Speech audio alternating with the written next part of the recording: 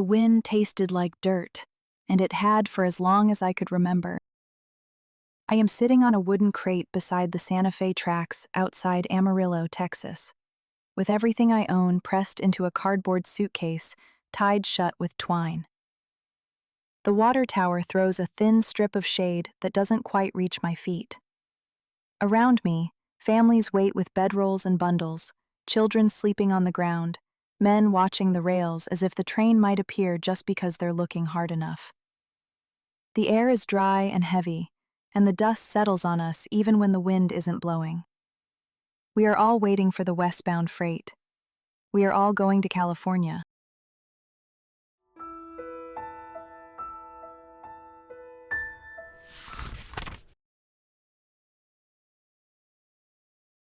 My name is Laura Whitman, and I am 17 years old. I am sitting on a wooden crate beside the Santa Fe tracks outside Amarillo, Texas, with everything I own pressed into a cardboard suitcase held together by twine. The wind tastes like dirt. It has tasted like dirt for 3 years now, ever since the sky turned brown and stayed that way. Around me, maybe 24 others wait in the thin April shade of the water tower. Families with children sleeping on blankets, men with faces carved hard by 35 years of prairie sun, women who've stopped bothering to sweep the dust from their skirts because there's no point anymore. We're all waiting for the westbound freight. We're all going to California. The suitcase was my mother's. I can still see her packing it the morning she left for my aunt's place in Missouri, folding her 2 good dresses with the kind of care you give to things you know you won't replace. That was February of 1936. She kissed my forehead and told me she'd send for me once she and Aunt Caroline found work in St. Louis. My father had already been gone 4 months by then, riding the rails toward Oregon with a promise to write as soon as he found something steady. Neither of them wrote. I don't blame them. The mail is expensive, and words cost money when you don't have any. But their silence made a decision for me. I wasn't going to wait in that house watching the topsoil blow past the windows until there was nothing left of me but dust and hoping. I packed the suitcase myself 3 weeks ago. I'm going west because everyone says that's where the work is, where the rain still falls, where a person willing to pick fruit can make enough to eat and maybe save a little besides. I don't know if any of it's true, but I know staying was killing me slow. The man beside me is named Hector Ruiz. He told me his name an hour ago when I first sat down, and he's been talking almost steadily since then in the way lonely people do when they find an audience. He's maybe 40, maybe older. It's hard to tell with farmers. His hands are massive and cracked, and he keeps a photograph of his wife and 3 children folded in his shirt pocket, pressed against his heart.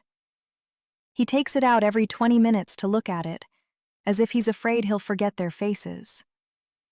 They're staying behind in a camp outside Dalhart while he goes ahead to find work. He promises them he'll send money back. I wonder if he will.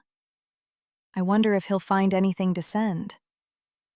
My cousin Pablo, he picked oranges in the San Joaquin Valley last summer, Hector says, squinting toward the horizon as if he can see California from here. He says they pay 30 cents an hour if you're fast. 30 cents? You believe that? Back home I was making maybe $5 a week when there was work, which there wasn't. Pablo says there's so much fruit out there they can't pick it fast enough. Says the trees just bend down with it, heavy as sin.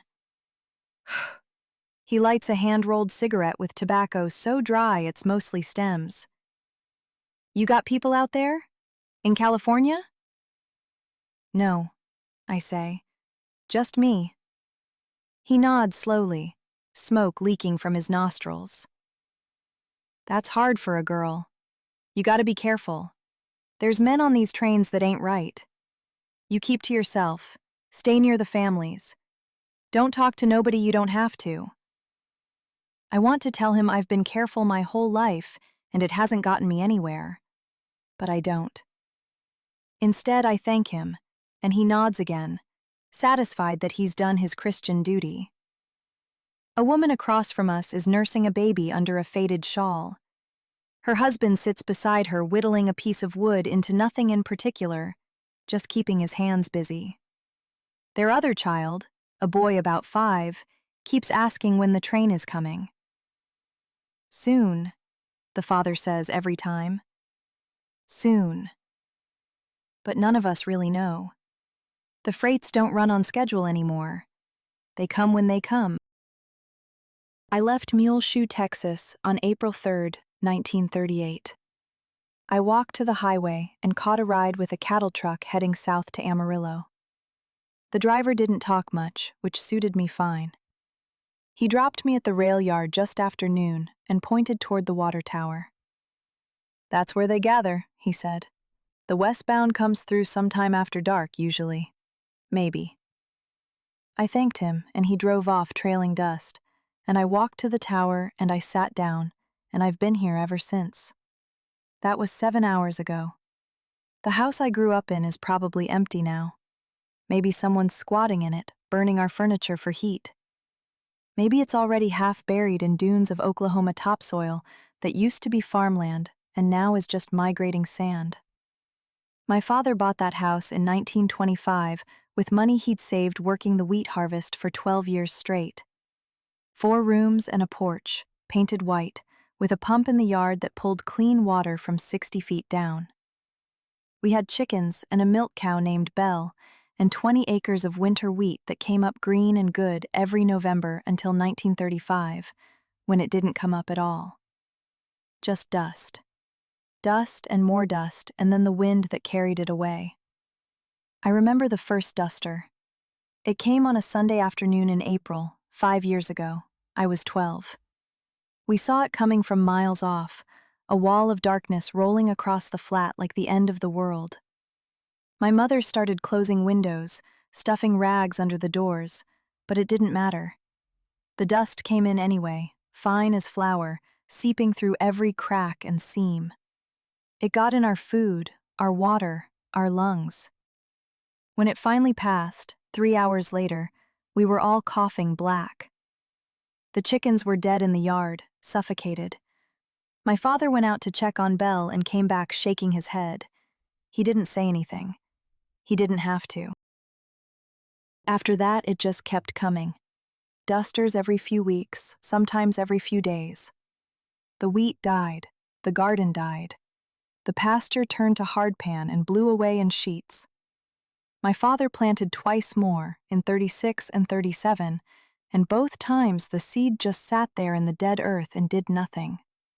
No rain, just wind and dust and a sun that burned white-hot through the haze.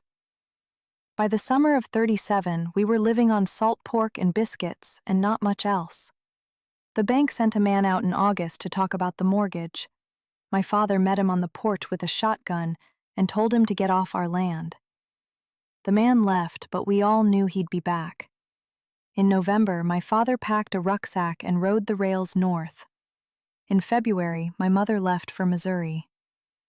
And 3 weeks ago, I looked at that empty house, and I understood that staying was just another kind of dying. So I packed the suitcase, and I left too. I don't know if I'll ever see my parents again. I think about that sometimes, late at night when I can't sleep. The possibility that we've all scattered to different corners of the country and we'll just never find each other again. It makes me feel hollowed out, like I'm already a ghost.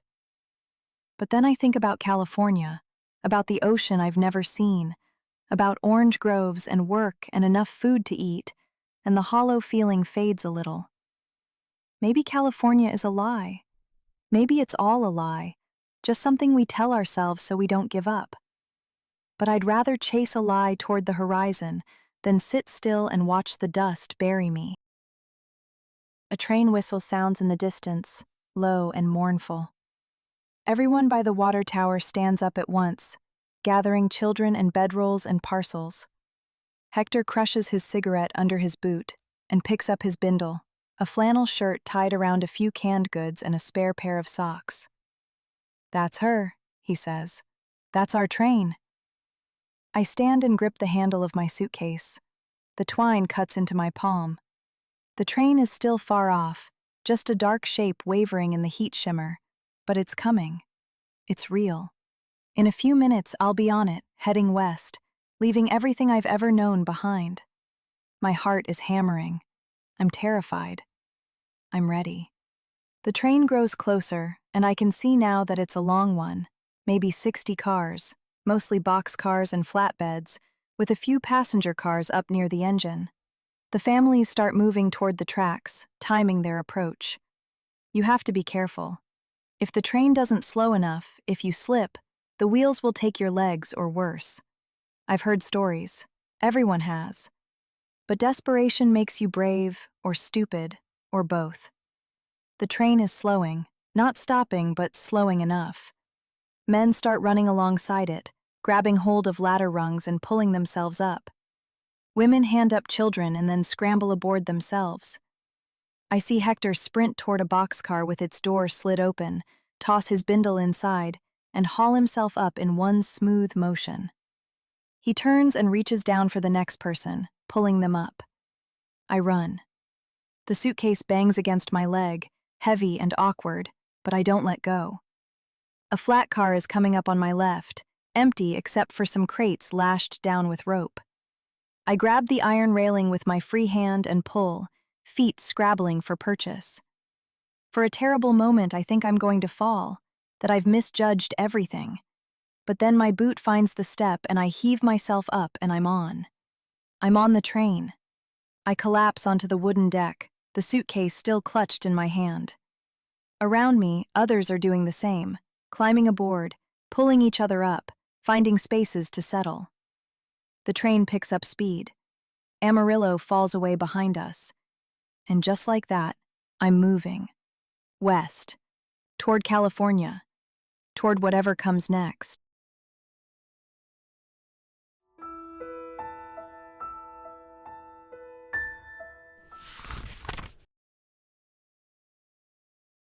The train rolls through the night, and I don't sleep. None of us do, really. The flat car is open to the sky, and the wind cuts through our clothes like knives. I huddle with my back against a crate, the suitcase on my lap, watching the stars wheel overhead. Around me, the other riders are mostly silent, families pressed together for warmth, lone men wrapped in whatever they could carry. The rhythmic clatter of the rails is almost hypnotic. If I close my eyes, I can pretend I'm somewhere else, somewhere safe. But I don't close my eyes. I'm afraid if I do, I'll miss something, or someone will take my suitcase, or I'll fall off. So I stay awake, cold and aching, and I watch the darkness slide past. By dawn, we've crossed into New Mexico. The landscape here is different, less flat, more broken, with mesas rising up like ancient ships run aground. The dust is still everywhere, though. It coats the rocks, the scrub brush, the rails themselves. We pass through tiny towns that look half abandoned, Tucumcari, Santa Rosa, places I've only heard of on the radio. At each stop, railroad bulls walk the length of the train, looking for riders. Most of the time they don't bother us. They know what we are. They know there's thousands more of us coming. But sometimes they roust people off, especially if they're alone or if they look like trouble. I keep my head down and try to look small. Around mid-morning, the train slows for a long grade, and a few more riders hop on. Men, mostly, but also a woman with a young daughter, who settles near me on the flat car. The woman's name is Iris. Her daughter is 6, called Bonnie. Iris tells me they're from outside Guymon, Oklahoma, heading for the San Joaquin Valley, where Iris's brother supposedly has a job in the cotton fields. He wrote 2 months ago, Iris says, brushing Bonnie's hair with her fingers because she doesn't have a brush. Said there's work for anyone willing to do it. Said we should come soon before the season ends. She doesn't sound convinced. She sounds like someone who's run out of other options. You traveling alone? Iris asks me, and I nod. She frowns. That's dangerous, honey. You ought to stick with us. Safety in numbers. I thank her and agree, and she seems satisfied.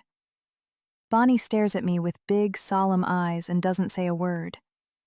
I wonder what she's seen in her 6 years. I wonder what she'll remember when she's older.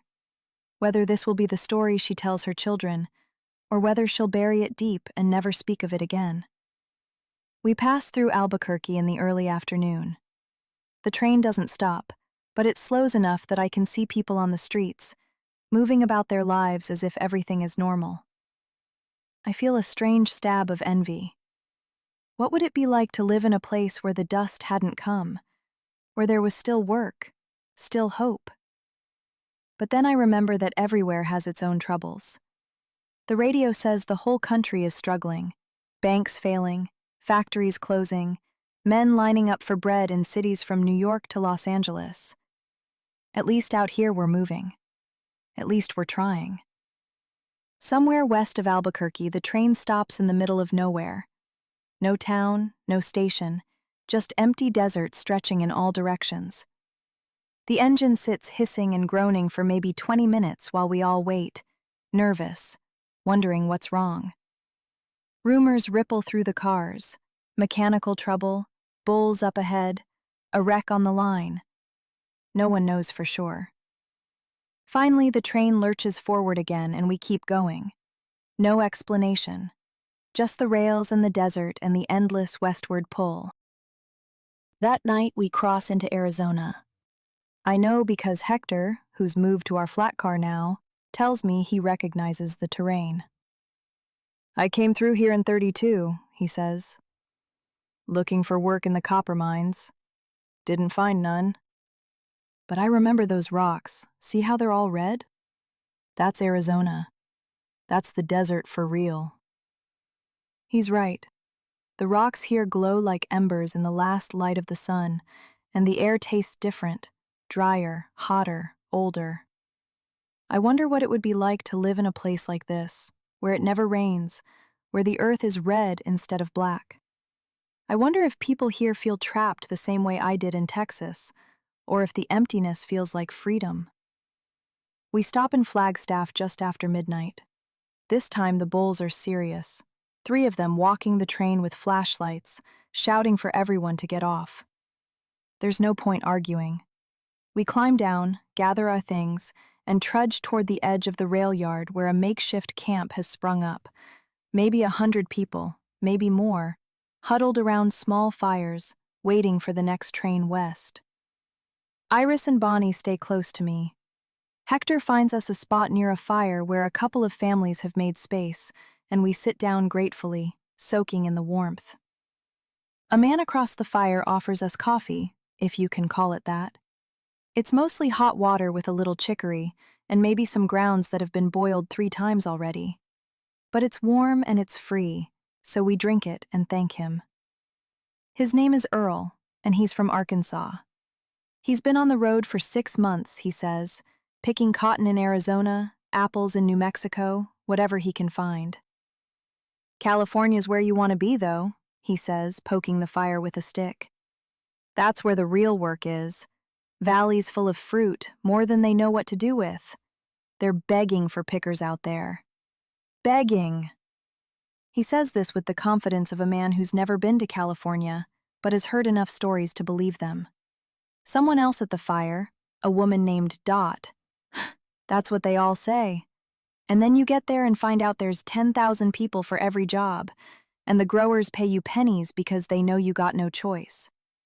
I got a cousin in Bakersfield says it's worse than here. Says they got camps full of Okies living in tents, starving, while the fruit rots on the trees because the growers won't pay decent wages. She spits into the fire. California's a trap, same as everywhere else. Earl shakes his head. Your cousin's just bitter. I got a friend who made good money last year in the peach harvest. Sent money home and everything. Yeah? Where's your friend now? He's still out there, working.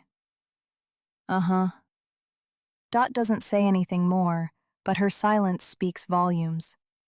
Around the fire, people shift uncomfortably. I don't join the argument. I sip the coffee and stare into the flames until it's gone cold. Around me, people shift and settle in for the night.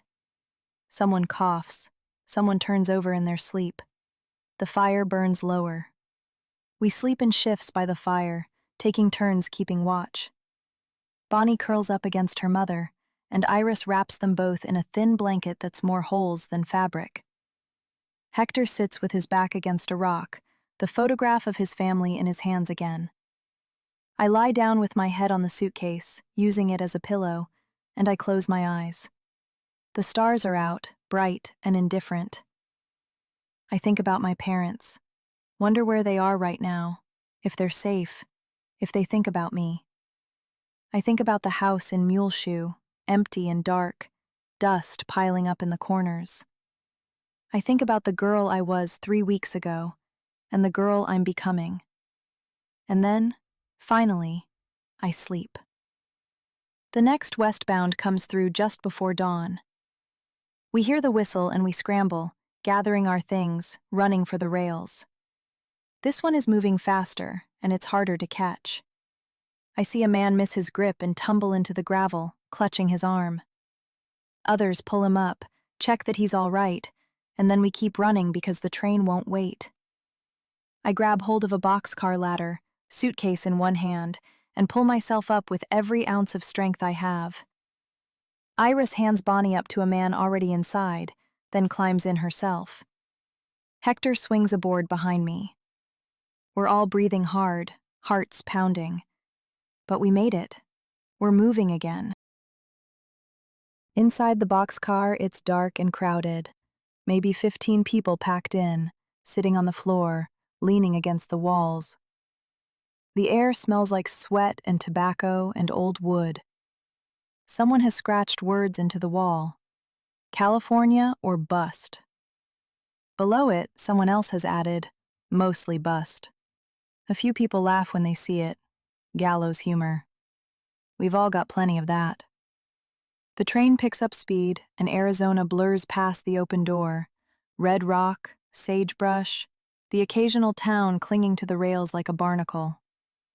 We pass through Kingman, Williams, Seligman. At each stop, a few people get off and a few more get on. The boxcar is like a living thing, constantly shifting, rearranging itself. Conversations spark and die. Someone shares a can of beans. Someone else sings a hymn, quiet and mournful. Bonnie falls asleep in Iris's lap, and Iris strokes her hair with a tenderness that makes my chest ache. Somewhere in the long afternoon, we cross into California. I know because someone near the door shouts it. California! We're in California! And a ragged cheer goes up. People clap, laugh, embrace. For a moment, the exhaustion and fear lift, replaced by something like hope. We've made it. We're here.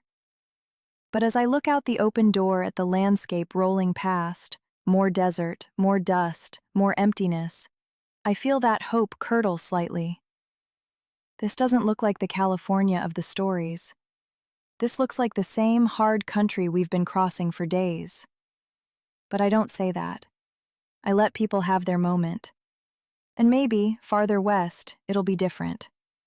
Maybe the valleys really are green. Maybe the fruit really does hang heavy on the trees. Maybe.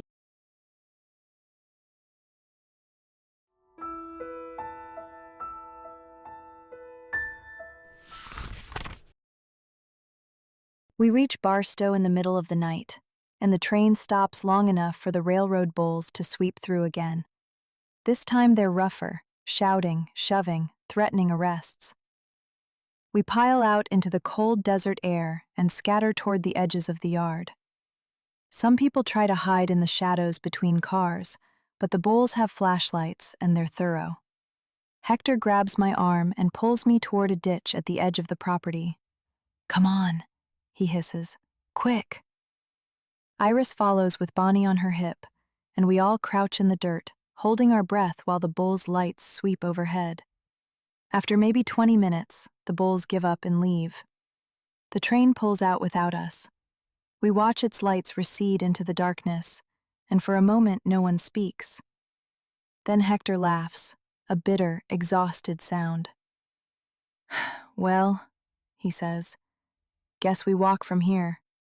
Barstow isn't much, a rail junction, a few buildings, a scattering of tents and shacks where other migrants have set up camp. We find a spot near a dying fire and sit down. Someone has left a pot of something that might have been stew 3 days ago. Hector sniffs it, shrugs, and we eat it cold with our fingers. It tastes like nothing, but it fills the space in our bellies. In the morning, we learn that the next westbound won't come through for at least a day, maybe 2. Some people decide to walk. It's about 150 miles to the San Joaquin Valley, someone says, if you follow the highway. Most people, though, decide to wait. Walking 150 miles in the desert with no water, no food, no shade, that's a death sentence. Better to sit tight and hope the next train comes soon. I spend the day talking to other migrants, learning their stories. There's a couple from Missouri, the Garretts, who sold their farm for almost nothing and are heading to Fresno, where Mrs. Garrett's sister supposedly has a place. There's a man named Tom who used to be a school teacher in Kansas before the school shut down, and now he's looking for any work he can find. There's a woman named Vera who doesn't talk much, but who keeps a diary in a little leather notebook, writing in it whenever she has a spare moment. I ask her what she's writing, and she smiles sadly. "Everything," she says, "so I don't forget. So someday, if things get better, I can look back and remember what it was like." I think about asking to borrow her notebook, to write something myself. But I don't know what I'd say. What's there to record? That I left home? That I'm scared? That I don't know what I'm doing or where I'm going or if any of this will matter? Instead, I just nod and tell her I think that's a good idea, and she smiles again and goes back to her writing. That night, a fight breaks out near one of the fires, 2 men arguing over something, I don't know what. It escalates quickly, fists flying, and people have to pull them apart. One of the men is bleeding from his nose, and he's shouting that the other man stole his tobacco. The other man swears he didn't. No one knows who's telling the truth. In the end, someone finds a pouch of tobacco in the dirt between them. Maybe it fell, maybe it was thrown, and the tension eases. But the incident leaves everyone on edge. There's too many of us in too small a space with too little food and too much fear. It's only a matter of time before something worse happens. The next train comes through late the following afternoon. This time we're ready. We position ourselves along the tracks, waiting, and when the train slows, we move as one. Men, women, children, all of us scrambling aboard. I pull myself into another boxcar, and Iris and Bonnie are right behind me. Hector is already inside, having jumped on farther up. The car is less crowded this time, which is a relief. We find a corner and settle in. The train takes us through the Tehachapi Mountains, steep grades, tight curves, the engine straining. Out the open door, I can see the land changing. It's greener here. Not green like the pictures in magazines, but greener than anything I've seen in years. There are trees, actual trees with leaves, and grass, brown but real. My heart starts to beat faster. Maybe this is it. Maybe this is the California we've been promised. We descend into the San Joaquin Valley just as the sun is setting. The valley spreads out before us, vast and flat, checkered with fields. Some are green with crops, lettuce, I think, or maybe spinach. Others are brown, fallow, waiting. In the distance, I can see orchards, rows and rows of trees stretching toward the horizon. It's different from anything I've seen in years. People in the boxcar start talking excitedly, pointing, making plans. Hector pulls out his photograph and kisses it. "We made it," he says. "We're here." But as the train slows and we approach the outskirts of Bakersfield, I start to see things that temper my excitement. Camps. Dozens of them. maybe hundreds. Sprawling clusters of tents and shacks and lean-tos made from scrap wood and canvas and cardboard. Smoke rising from cook fires. Children in ragged clothes playing in the dirt. Lines of people waiting for something. Water, food, work, I can't tell. And everywhere, the dust. Even here in the valley, the dust has followed us. The train stops at the Bakersfield yard and we climb down. The platform is crowded with people, migrants like us, but also locals, railroad workers, bulls. A man with a badge and a clipboard is shut. There's no work here, that we should move along, that the camps are full. But where are we supposed to go? We've come all this way. We've got nowhere else. Iris grips Bonnie's hand and looks around, lost. Hector shoulders his bindle and starts walking toward the camps. Come on, he says. We'll find something. We didn't come this far to give up now. I pick up my suitcase and follow him. What else can I do?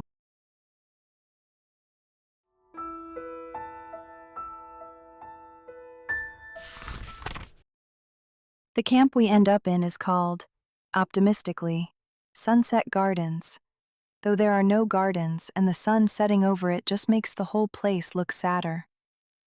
It's a sprawl of tents and makeshift shacks on the eastern edge of Bakersfield, maybe half a mile from the rail yard. Someone tells us it houses about 3,000 people. Someone else says 5,000. I don't know who's counting. All I know is that it's crowded, chaotic, and smells like open latrines and wood smoke. We find a spot on the edge of the camp where there's room to pitch a tent if you have one. We don't. Hector and I pool our resources and buy a length of canvas from a man who's leaving, going north to the Sacramento Valley, he says, where the work is better. He wants $2 for the canvas. We talk him down to $1.50, which is almost everything I have left. Hector and I string the canvas between two poles we scavenge from the edge of the camp, and we make a sort of lean-to. It's not much, but it'll keep the rain off if it ever rains. Iris and Bonnie settle in next to us under a piece of corrugated tin someone has left behind. The camp has a kind of order, I realize. There's a central area where a church group has set up a soup kitchen, serving watery beans and bread once a day. There's a line for water at a single pump that serves the whole camp. People wait for hours sometimes. There's a makeshift school where a volunteer teacher tries to keep the children occupied. And there's a bulletin board near the entrance where people post notices. Job available. Pickers needed. 25 cents per box. Inquire at Johnson Ranch, Highway 99. Or, lost. Brown dog answers to Rusty. Reward. Or, heartbreakingly, looking for Henry Morris. Last seen Flagstaff, June 37. Family misses you. I spend the first few days just trying to survive. Water is a luxury, so we use it sparingly. A cupful to drink, a splash to wash. Food is harder. The soup kitchen helps, but it's not enough. Most people here are trying to find work in the fields, and the work is scarce. The growers, I learn, play us against each other. They put out word that they need 100 pickers, and 500 show up, so they only take the ones willing to work for the least. 20 cents a box, 15 cents, 10 cents. People take it because they're desperate, and the growers know it. Hector gets hired on the third day, picking peaches at a ranch about 10 miles north. He leaves before dawn and comes back after dark, covered in dust and sweat, his hands bleeding from the rough work. He makes $1.25 for 12 hours in the sun. He gives me and Iris each a quarter and keeps the rest to save up to send to his family. It's something, he says, collapsing onto the ground. Better than nothing. I try to find work too, but it's harder for me. The foremen want men or families, people who can work fast, who won't complain. A girl alone is a risk. They don't say it, but I can see it in their eyes. Still, I keep trying. Every morning I walk to the bulletin board, check for new postings, and then walk to the nearest ranch to ask if they need help. Most days the answer is no.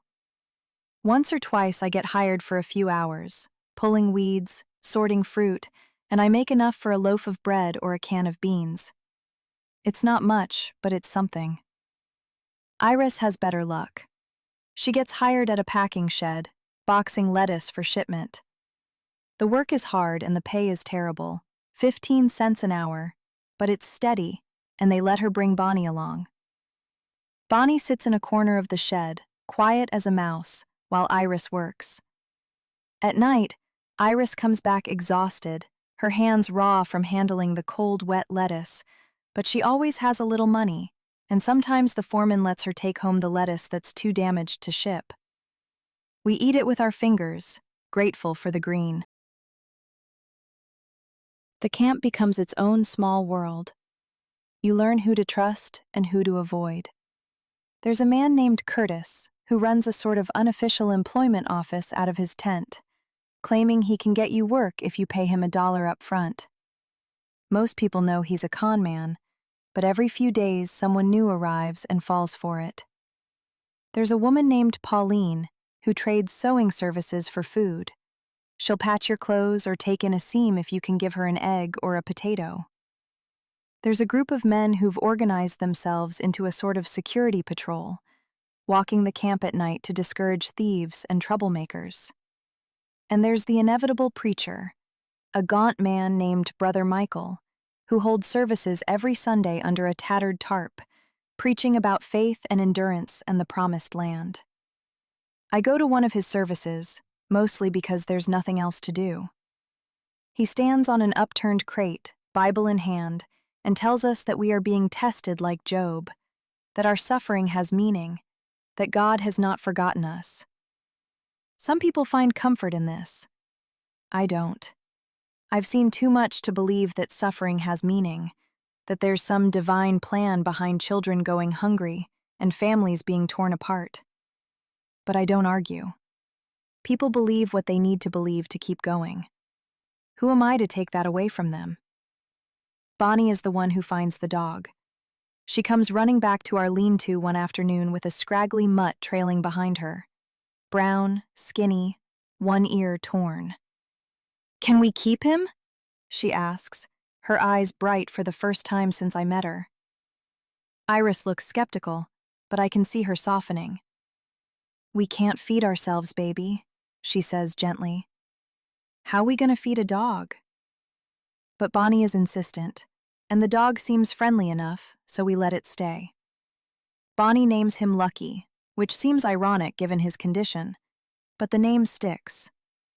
Lucky becomes part of our little group. He sleeps curled up next to Bonnie at night, and during the day he follows her around the camp. He's good at finding scraps, which helps, and somehow, his presence makes things a little more bearable. It's nice to have something to care for, something that depends on you. One evening, a rumor sweeps through the camp. A grower up north, near Fresno, is looking for 500 pickers for the raisin harvest. The pay is decent, 30 cents an hour, and he's providing housing. People start packing immediately, ready to move. Hector hears about it and comes to find me. "You should come," he says. "This could be real. This could be the work we've been waiting for." I'm tempted. 30 cents an hour is more than I've made in weeks. But I'm also wary. I've heard too many stories of people being promised work, only to arrive and find nothing, or worse, being charged for housing and food that eats up all their wages, trapping them in debt. "What if it's not real?" I ask. Hector shrugs. "What if it is? You want to stay here forever?" He's right. I don't. So the next morning, Hector, Iris, Bonnie, Lucky, and I join a group of about 50 people loading into the back of a flatbed truck headed north. The driver charges us each 50 cents for the ride. It's highway robbery, but what choice do we have? We pile in, packed tight, and the truck rumbles onto Highway 99, heading toward Fresno and the promise of work. As we drive, I watch the valley slide past. Miles and miles of fields, some green and lush, others dry and barren. I see farmhouses in the distance, big and solid, with barns and silos and irrigation equipment. I see workers in the fields, bent over the rows, moving slow and steady. I wonder what it's like to be one of them. I wonder if I will be.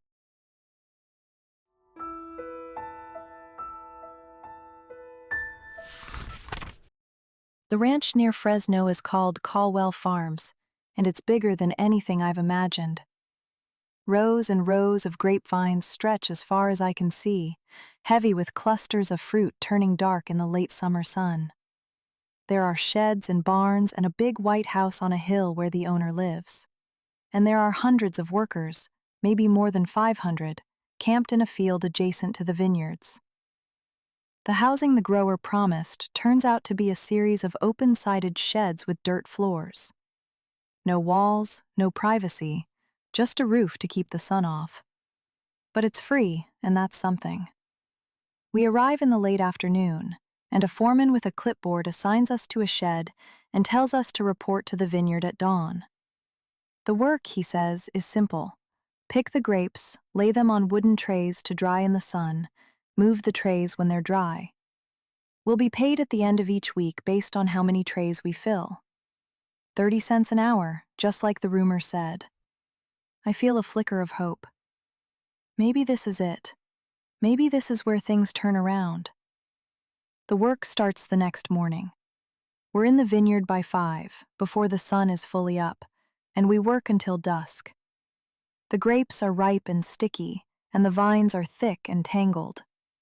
My hands are scratched and stained purple within the first hour. My back aches from bending and reaching. But I keep going because everyone else is keeping going, and because I need the money. Hector works next to me, moving fast and efficient, filling tray after tray. Iris is a few rows over with Bonnie, who's been given the job of carrying water to the workers. Bonnie takes it seriously, lugging the heavy bucket from row to row, offering us ladles of warm, metallic water. I thank her every time, and she gives me a shy smile. The days blur together. Wake before dawn, work until dark, eat whatever we can scrounge, sleep, repeat. The work is hard, but there's a rhythm to it, and I start to get faster. By the end of the first week, I've filled nearly 200 trays. At 30 cents an hour, working 12-hour days, I should have made about $25. But when payday comes, the foreman hands me $18. I ask why it's short, and he points to a sheet of paper listing deductions. Housing, even though the sheds are free, he claims there's a maintenance fee. Water, 5 cents a day. Use of equipment, the trays, the ladders. By the time he's done explaining, my $25 has shrunk to $18, and there's nothing I can do about it. If I complain, I'll be fired. So I take the $18 and I keep my mouth shut. Others aren't so lucky. A man named Roy, who's been working slower due to an old injury, gets let go at the end of the week. He's devastated. He's got a wife and 2 kids in the camp, and he was counting on that paycheck. The foreman doesn't care. "Plenty of other workers," he says, and moves on. Roy's family leaves the next day, heading south to try their luck somewhere else. I watch them go and I think, that could be me.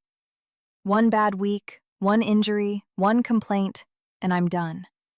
But for now, I keep working. And slowly, carefully, I start to save. After paying for food and the few necessities I can't do without, I managed to set aside about $10 from my first paycheck. It's not much, but it feels like a fortune. I keep it folded in a sock, hidden inside my suitcase. It's my emergency fund, my ticket out if things go bad. And having it makes me feel a little less helpless, a little more in control. The grape harvest lasts through September and into October. The weather starts to change, cooler in the mornings, the air sharp and clean. The grapes keep coming, and we keep picking. Hector saves enough to send $20 to his family in Texas. He goes into Fresno one Sunday and wires the money from the Western Union office, and when he comes back, he's grinning like a man who's won the lottery. "They got it," he says. "My wife wrote back. They got the money. They're going to be okay." He shows me the telegram, just a few words, but they mean everything. "Money received. We are well. Love." He folds it carefully and puts it in his pocket next to the photograph, and I can see the weight lift off his shoulders. Iris is saving too, though she won't say what for. I suspect she's trying to get enough together to rent a real place, something with walls and a door that locks. Bonnie deserves better than a shed in a work camp. They both do. I tell Iris this one night, and she smiles sadly. "We all deserve better," she says. "But we take what we can get." In late October, the harvest ends. The grapes are all picked, the trays are all turned, and the foreman tells us the ranch is closing down for the season. Most of the workers pack up and leave, heading south to the Imperial Valley where the winter crops are coming in, or north to the Sacramento area, or back to wherever they came from. Hector decides to stay in the area, hoping to find work in the packing sheds or canneries. Iris decides to move into Fresno proper. She's saved enough for a month's rent on a small apartment, and she's heard there are jobs in the city. She invites me to come with her, to share the rent, and I seriously consider it. But something in me resists. I'm not ready to settle yet. I'm not ready to stop moving. So I say goodbye to Iris and Bonnie. We hug, and Bonnie cries a little, and Lucky licks my hand. Iris gives me her address and makes me promise to write. I promise, though I'm not sure I will. It's easier to keep moving if you don't have ties pulling you back. I say goodbye to Hector too, and he shakes my hand and tells me I'm tougher than I look. "You'll do all right," he says. "You got grit." I don't feel like I have grit. I feel tired and uncertain and scared. But I thank him anyway. I take my savings, about $45 now, after 2 months of work, and I buy a bus ticket to Sacramento. I've heard there are canneries there, processing tomatoes and peaches for the war effort. The war in Europe is getting bigger, people say, and America might get pulled in, and if that happens, there'll be jobs for everyone. I don't know if that's true, but it's something to move toward. The bus is half empty.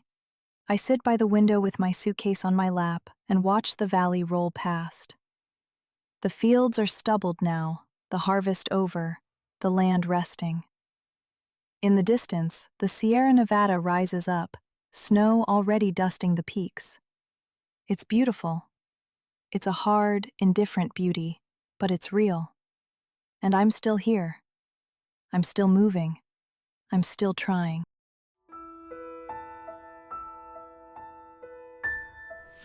Sacramento is bigger than I expected. Bigger than Amarillo. Bigger than Bakersfield. It has wide streets and tall buildings and streetcars clanging through the downtown. There are people everywhere, rushing about their business, and for the first time in months, I feel anonymous. No one knows me here. No one knows where I came from or what I've been through. I could be anyone. It's liberating and lonely at the same time. I find a boarding house on the south side of the city that rents rooms by the week, $3, shared bathroom down the hall. It's clean, and the landlady, Mrs. Chen, is kind but firm about the rules. No men in the rooms, no loud noise, rent due every Monday. I pay for 2 weeks up front and move into a tiny room on the second floor. It has a bed, a chair, a wash basin, and a window that looks out onto the street. It's the first room of my own I've ever had. I sit on the bed and I cry. Not because I'm sad, but because I'm overwhelmed. I've come so far. I've survived so much. And here I am. I find work at a cannery the following Monday. The foreman looks at my hands, scarred and calloused from the grape harvest, and nods approvingly. "You've done field work," he says. "Good. You'll do fine here." The job is simple but exhausting. Standing at a conveyor belt for 10 hours a day, sorting tomatoes, cutting out the bad spots, packing them into cans. The air in the cannery is hot and thick with the smell of cooking tomatoes. The noise is deafening, machines clanking, cans rattling, steam hissing. But the pay is decent, 35 cents an hour, and the work is steady. I take it. The other women on the line are a mix. Some are locals, some are migrants like me. There's a woman named Betty who's been working at the cannery for 5 years and knows every trick to make the day go faster. There's a quiet girl named Rosa who sends every penny she makes back to her family in Fresno. There's an older woman named Ethel who's been working since her husband died in a logging accident, supporting her 3 kids on her own. We don't talk much during shifts. The noise makes it hard. But during breaks, we sit together and share lunches and stories. It's nice to have a routine, to have people who know your name. I settle into a rhythm. Work, sleep, eat, repeat. On Sundays, I walk through the city, exploring. I find a library and spend hours there, reading novels, magazines, newspapers. The world outside is changing fast. The war in Europe is spreading. Germany has invaded Poland, France, the Low Countries. Britain is holding out, barely. There's talk that America will have to join the fight, that it's only a matter of time. The newspapers are full of it. Here at home, things are changing too. The government is starting work programs, building roads, dams, schools. The New Deal, they call it. Some people think it's a waste of money. Others think it's the only thing keeping the country from falling apart. I don't have strong opinions. I'm just trying to get by. In November, I get a letter. It's forwarded from the boarding house in Bakersfield. I'd left the address with Iris just in case. The return address is from Missouri, from my Aunt Caroline. My hands shake as I open it. Inside, in my mother's handwriting. Dear Laura, I hope this letter finds you well. I am in St. Louis with your Aunt Caroline. We are both working in a garment factory. The pay is not much, but we are managing. I think of you every day and I pray you are safe. Your father sent a postcard from Oregon in August. He is working in the timber industry and says he is doing all right. He asked about you. I told him I did not know where you were. If you get this letter, please write back. Please let me know you are safe. I miss you more than words can say. Love, Mother. I read the letter 3 times. Then I fold it carefully and put it in my suitcase with the photograph of my parents I've carried all this way. I sit on my bed and I think about writing back. I think about telling her where I am, what I've been doing. But I don't know what to say. How do you sum up 6 months of fear and exhaustion and small victories in a letter? How do you explain that you left because staying was killing you, that you're proud and ashamed in equal measure, that you don't know if you'll ever go back? In the end, I write a short note. I am in Sacramento. I am safe. I am working. I will write more soon. I address it to my mother in St. Louis and I mail it the next day. It's not much, but it's something. December comes, and with it the rain. It rains for days, steady and cold, turning the streets to mud. The cannery cuts back hours. There's less produce to process in winter. My paychecks shrink. I have to be more careful with money, skipping meals sometimes, mending clothes instead of buying new ones. Mrs. Chen raises the rent by 50 cents a week, and I have to decide whether I can afford to stay. I do the math and realize I can, but barely. I'm living on the edge again, just like in the camp. It's frustrating. I thought once I got to California, once I found steady work, things would get easier, but it's still a struggle. It's always a struggle. On Christmas Eve, the boarding house holds a small party in the common room. Mrs. Chen makes dumplings and tea, and some of the residents bring what they can: bread, a jar of jam, a bottle of wine. We sit around the table and eat and talk. Someone has a harmonica, and they play carols, and a few people sing. It's modest and makeshift, but it's warm and kind, and for a few hours I forget about the rain and the rent and the uncertainty of everything. I think about my family, my mother in St. Louis, my father in Oregon, wherever they are tonight. I hope they're warm. I hope they're safe. I hope they're thinking of me too. In January of 1939, I get a response from my mother. She's overjoyed to hear from me. She tells me she's proud of me for surviving, for making it to California on my own. She asks if I need money. I write back and tell her no, that I'm managing, that she should save her money for herself. It's a lie. I could use the help, but I don't want to be a burden. I've spent so long trying to stand on my own. I'm not ready to ask for help yet. Spring comes, and the cannery picks up again. The orchards are blooming: almonds, peaches, cherries. The valley turns pink and white and green, and the air smells like flowers. It's breathtaking. I walk along the river on Sundays and watch the water flow, fast and clear from the snowmelt in the mountains. I think about everything I've been through: the dust storms, the freight trains, the camps, the long days in the vineyards and the cannery. I think about the people I've met: Hector, Iris, Bonnie, the foreman, the women on the line. I think about my suitcase, still held together with twine, battered but intact. It's come all this way with me. It's held everything I own. It's a witness to my journey. I don't know what the future holds. The war is getting closer.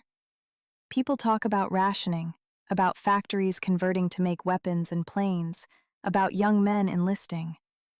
Things are going to change again. I can feel it. But for now, I'm here. I'm working. I'm alive. One Sunday in May, I walk to the train station, not to catch a train, just to watch them come and go. I sit on a bench on the platform and I watch the passengers disembark: businessmen in suits, families with luggage, soldiers in uniform. I watch the trains pull out, heading east and west, north and south. And I think about the girl I was a year ago, sitting by the tracks in Amarillo with a suitcase at her feet, terrified and hopeful. I wonder what she would think if she could see me now. I think she'd be proud. I think she'd be surprised. I think she'd be glad she got on that train. I still have the suitcase. It's sitting beside me on the bench, twine frayed but holding. Inside are the same things I started with: a change of clothes, a photograph, my mother's letter, the $40 I've saved.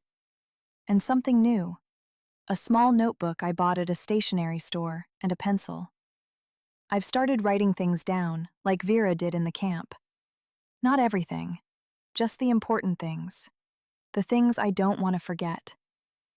I open the notebook now and I write, "My name is Laura Whitman. I am 18 years old. I am sitting in the Sacramento train station, watching the world move.